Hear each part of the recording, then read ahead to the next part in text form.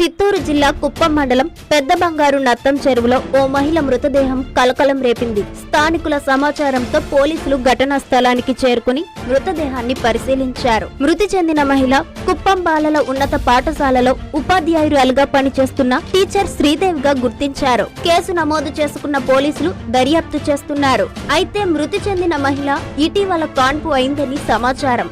ఎందుకు ఆత్మహత్య చేసుకుందో పోలీసులు విచారిస్తున్నారు.